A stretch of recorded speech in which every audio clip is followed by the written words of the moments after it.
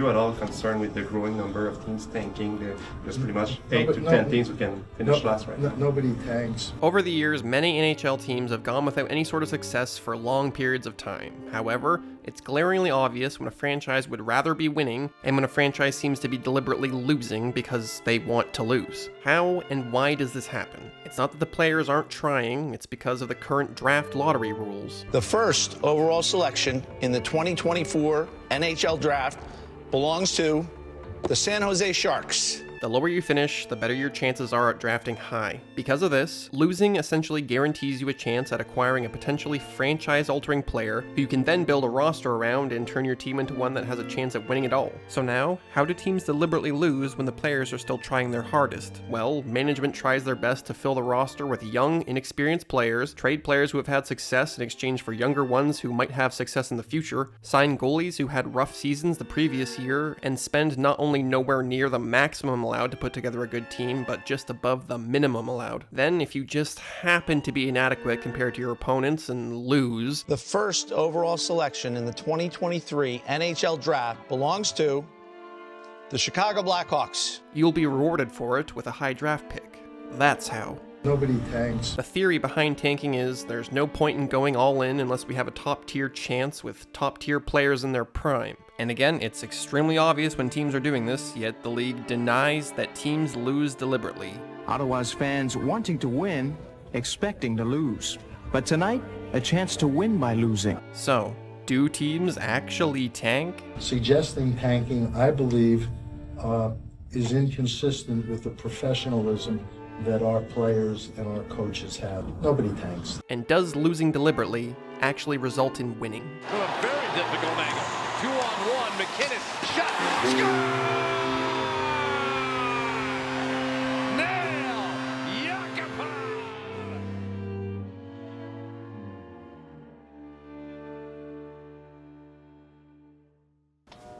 Begin. First, the league and Gary Bettman can say teams don't deliberately lose all they want. The TSN short documentary, Playing to Lose, covers the Penguins' blatant, indisputable tanking for Mario Lemieux in 1984, where someone from basically every facet of the organization admits to the whole process. And there's just some genuinely wild stuff in there, especially from the Penguins' head coach at the time, Lou Angotti. We were coaching not to win. You know, I will never deny that. And more recently, there was a documentary released called Chosen One, Alexander Daig. The Ottawa Senators welcome Alexander Daig. It's legitimately one of the few hockey pieces I've seen that provide a perspective worth seeing for any and every hockey fan. Daig is the consensus #1 draft pick, the best player available. Just on Amazon Prime or whatever, so they've got a free 30-day trial membership. Hit that up. It sheds light on his experience, a bit of what it's like to play in the NHL, get drafted first overall, get drafted to an incompetent franchise, be labeled as a bust, perhaps most importantly, how your own expectations can warp your love of the game, and of course there's lots of great stuff in there about tanking, displaying how widespread of an opinion it was because of how obvious it seemed that the Ottawa Senators and the San Jose Sharks did indeed tank in order to draft Daig, only for his career not to pan out as anyone expected. Yet through laughter and no explanation at all, the Senators staff interviewed still denied they lost on purpose. We weren't trying to lose. Like, believe me, as bad as we were, it looked like it, but we weren't trying to lose. And I don't know if the documentary crew were trying to get them to admit to tanking through offering them a platform to defend themselves and just let the truth come out, but they did. I called the president of the San Jose Sharks. Let's agree that the team that finishes second last gets the first pick. That's totally inconsistent with a team that's trying to lose. We were trying desperately hard to win and win games on the road. And no one else was close to the bottom here other than the Senators or Sharks. So call me shocked that Ottawa calling the Sharks GM and being like, psych, it's whoever gets second last and we're gonna win more than only you from now on. Sound good? Didn't go over well. Flatly shut me down, reported it to the league. I got a call from the league saying, please don't discuss this ever again. Legitimately hilarious that guy thinks it's evidence on the contrary. The third last place Tampa Bay Lightning had 53 points. The Senators and Sharks both finished the season with 24 points. Ottawa won 10 games, San Jose 11. The second and third worst 80-plus game records in the history of the league. How bad were they? Well, they made the ESPN Highlights of the Year, and that was Andrew McBain falling down the steps of the Chicago Coliseum The Senators' all-star representative that season was goalie Peter Storkovich. Let's have a look at his stats. 8 wins, 46 losses, 3 ties, a 4.3 goals against average, and an .856 save percentage. Nobody tanks. To top it off, after that Senators season, the league proved they knew deliberate losing took place when they said they would no longer award the last place team the first pick, instead just giving them very good odds in a lottery to get it. Nobody tanks because we have a weighted lottery. That will stand in history is Alexander Daig's greatest contribution to hockey. And obviously, for an abundance of reasons, high odds in the draft lottery are still seen as worth tanking for. So, if teams deliberately put themselves in a position to hamstring their own chances at success sounds better than tanking, we can go with that. If only there was a word for it. You're not going to lose games to increase your odds by a couple of percentage points. That's silly. The Leafs enter tonight with a 20% chance to win the lottery. The Jets held 7.5% chance. So, does deliberately losing in hockey actually work? At this point, it might seem like it's hard to make an argument against tanking, and it kind of is. All you have to do is not win, and you have good odds at being gifted what could potentially be a future star in the NHL. Pittsburgh Penguins. What do you think? That's pretty good, huh?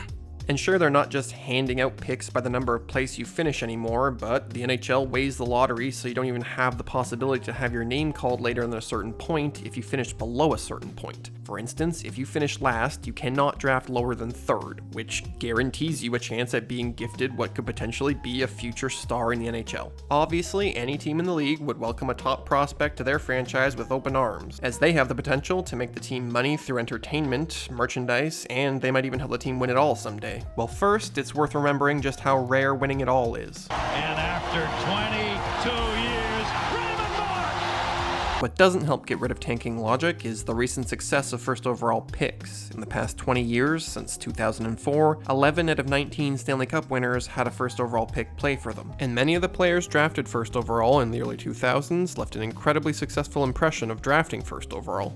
After Eric Johnson won with the Avalanche in 2022, every first overall pick from 2003 to 2008 has won the Cup. 6 first overall picks in a row. Remember when I said it's rare to win it all? Well, it's also apparently rare to win it all without a top 3 pick. How many teams from the past 20 years of Stanley Cup winners had a top 3 pick playing for them? They all did. So when is the last time a team won the Stanley Cup without a top 3 pick on the roster? and after 22 years, Yep. The 2001 Colorado Avalanche. And what hammers home the need for lottery picks even more is that the majority of those Stanley Cup winners in the last 20 years had a top 3 pick that they themselves drafted, players almost exclusively obtained through tanking.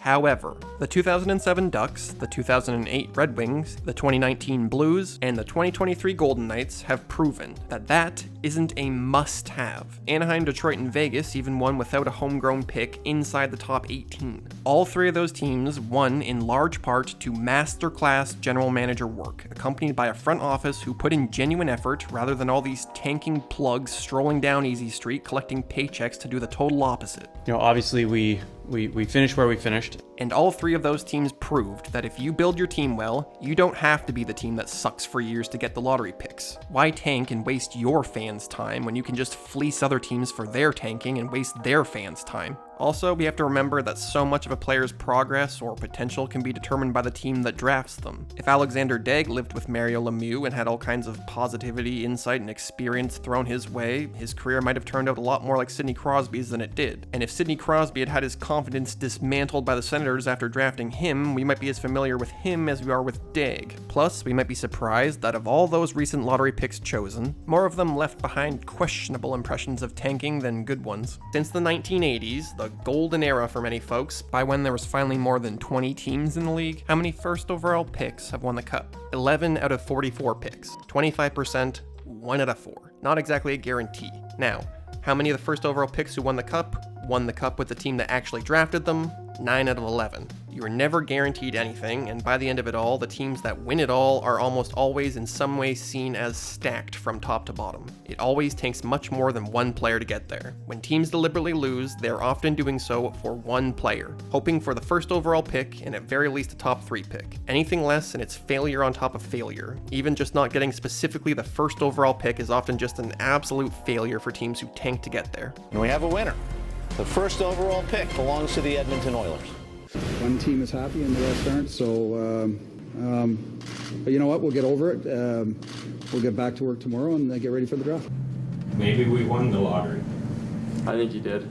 And keep in mind, not everyone is miserable if they don't get the top pick. A top 2 or even top 3 pick is often seen as successful tanking. However, again, is this a recipe for success? Since 1980, how many second overall picks won the Cup? 15 out of 44. How many of them with the team that drafted them? 7 out of 44. And since 1980, how many third overall picks won the Cup? 14 out of 44. How many of them with the team that drafted them? 3 out of 44. So altogether, since the 1980s, how many top 3 picks have won the Cup? 40 out of 132, or just over 30%. And how many top 3 picks won the Cup with the team that drafted them?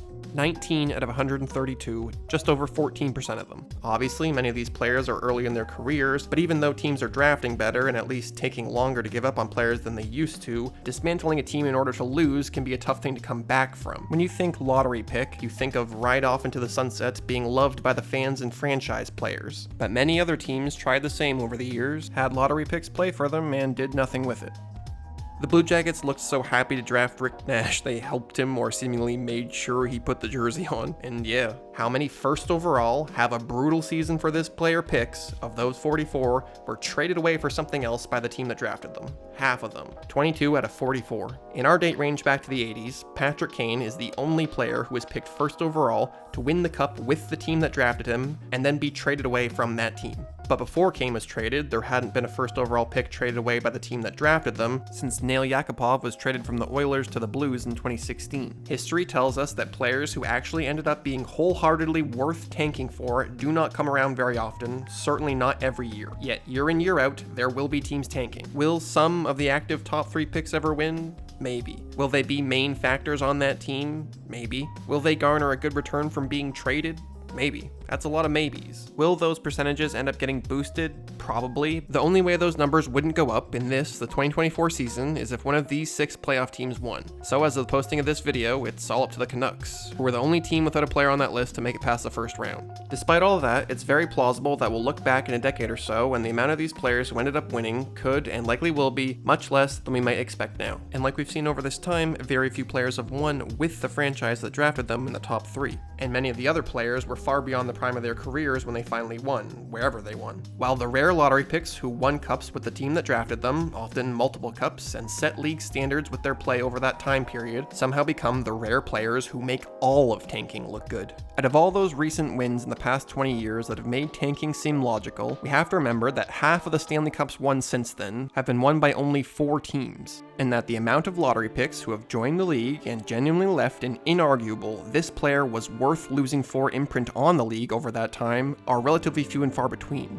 If historical stats tell us anything about tanking, it's this. The Crosbys, Ovechkins, Stamkoses, and McKinnons are anomalies, not givens. Again, it takes so much more to win than one player, so if you're not the Pittsburgh Penguins, bottoming out isn't necessary. So let's say winning somehow isn't the goal, and you think the star power a loyal first overall pick brings equates to financial success and fan engagement regardless of winning. It doesn't. And not only is ultimate success from tanking rare, but a lot of the time these top picks don't even get close to resulting in the glory their team thought they would, often compounding the problems and frustrations instead. Got a little bit excited for 20 seconds on stage. Yeah. You know, he was just as excited as I was, and it says a lot. This is where deliberately losing can really get to people. Moment of silence for Sabres fans. Maybe we won the lottery. Not only will attendance drop, but overall apathy that isn't represented by empty seats spreads across households. We just want to have fun. We just want a fun hockey team. Is that too much to ask? Again, it is not easy to get the very top pick even when you successfully tank or when you're just honestly brutal. The Ducks, Flames, Hurricanes, Wild, Predators, Sharks, and Canucks have never drafted first overall, along with the Kraken and Golden Knights, but they hardly count at this point. But really, most of these teams are newer teams. Only the poor Canucks have been in the league since 1970, not one first overall pick. Assuming the Sharks keep the pick they were just given, they'll be off that list soon. But after all, the Canucks have been given the first overall pick before too, only they gave it away. And every redraft of 1999 IC takes the Sedins first and second overall rather than second and third. The Thrashers took Patrick Stefan first overall. Stefan steals and he'll ice it. Oh, at least I thought he was gonna. So Good job, Canucks? Well, I think it's important to remember that selected in the 7th round, 210th overall, was Henrik Zetterberg, who had an amazing career that included not only a Stanley Cup, but a Conn Smythe Trophy. At least the Canucks made it to the finals in 2011, where they had 10 first-round picks play playoff games for them. They lost to the Bruins, who out of 21 players who played games for them in the playoffs, only 3 were first-round picks. First-round picks Daniel Sedin, Henrik Sedin, and Ryan Kessler far and away led that Canucks team in points during the regular season and playoffs. The only first-round pick that was even in the top 10 of regular season or playoff scoring for Boston that year was Nathan Horton, and Nathan Horton hardly played in that Vancouver series. So that Canucks loss brings us back to the other half of the cursed 1970s expansion, the Buffalo Sabres. They haven't made the playoffs since that same 2010-11 season, the longest time without making the playoffs in the NHL, NBA, NFL, or MLB. Boy, there's great hope for the future in Buffalo. At the start of the 2023-24 season, the Buffalo Sabres also had the most players in the league selected in the first round on their roster. Right now, they're seen as having one of the best prospect lists in the league.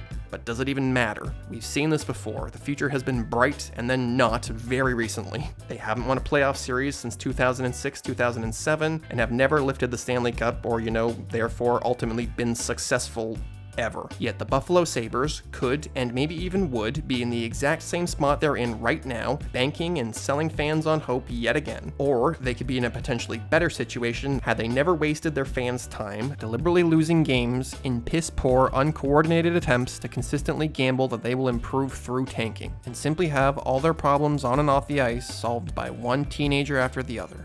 Legendary Sabres draft pick Taro Tijimoto, a player who didn't exist, brought them as many cups as every other draft pick they've ever made. Taro Tijimoto, he was 5'10", about 175, fairly tall for a Japanese player. The Oilers were even awarded the first overall pick 3 years in a row for being bad 3 years in a row, taking Taylor Hall in 2010, Ryan Nugent-Hopkins in 2011, and Nail Yakupov in 2012. In saying all this, I'll clarify that I'm certainly not claiming high draft picks who don't result in Stanley Cups won't sell a lot of tickets and potentially bring a lot of positive things to the team that they played for along the way, only that they shouldn't be handed out as participation trophies, and that teams should be careful what they wish for since high draft picks don't guarantee winning, or positive things whatsoever. And McDavid on the move, look at him go, gets it out in front, scores, Yakupov! The only other team to draft first overall 3 years in a row, the Quebec Nordiques, who picked Matt Sundin in 1989, Owen Nolan in 1990, and Eric Lindros in 1991. None of them stayed with the team or ever won the Cup, and the Nordiques franchise left for Colorado in 1995. The purchase offer for ComSat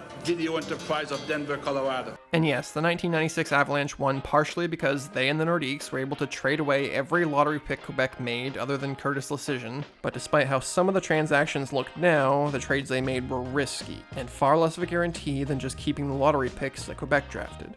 Regardless, they won with and without lottery picks on their roster. So since it's not the recipe for success anyways, is there any way we can get rid of deliberate losing or tanking in hockey once and for all and reward success instead of failure, plain and simple?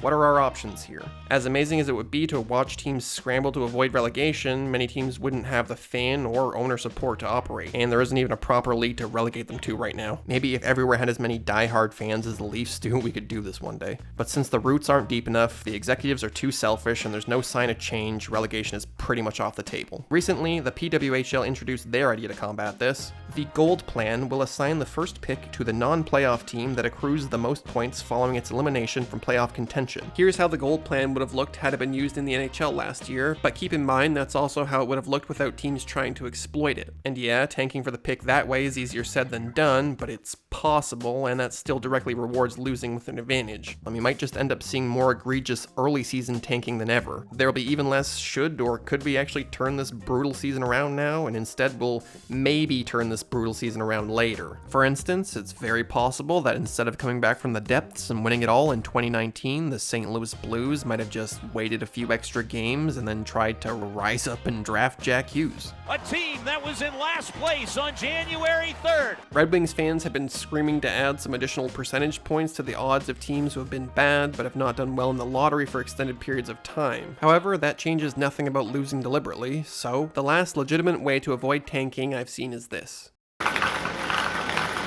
A second playoffs for the first overall pick. The bottom 16 teams play a 17 through 32 playoff. Does a team who just missed the playoffs really deserve a first overall pick?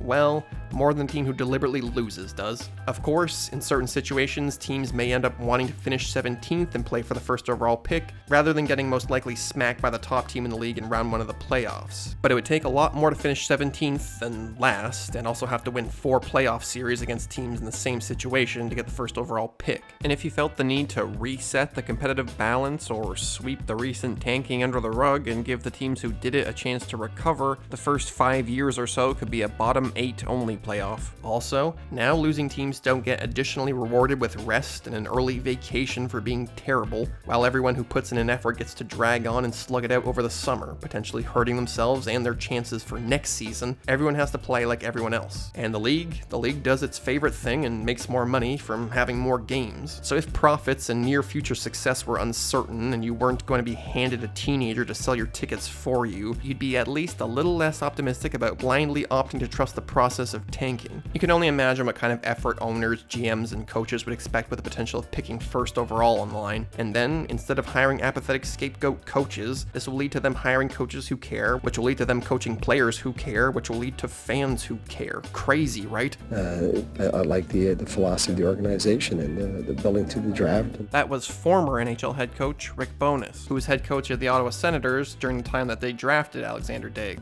I plan to win the Cup in 7 to 12 years. It's been over 30 years since that 7 to 12 year plan, and since then the Ottawa Senators have drafted in the top 10 12 times, first overall 3 times, and they've never won the Cup. Now, what's the fail-safe for teams that get buried at the bottom and never dig their way out? Well, there isn't one, as there shouldn't be. And again, the current system doesn't necessarily do that anyways. The thing is, the owners of entertainment products constantly owe the fans of said products. We don't owe them. For the first time ever at Mullet Arena, you will change the game in Arizona. These franchises have to impress us fans, or they don't have anything worth having. The Coyotes and their fans never have hope until they don't have cheap ownership. Frustration there from the Coyotes. They wanted to win the first game at the Mullet. As long as teams try to win, they will spend to the cap, meaning they will pay players who produce and are worth the money to play for them. And again, losing, deliberately or not, doesn't work out for everyone.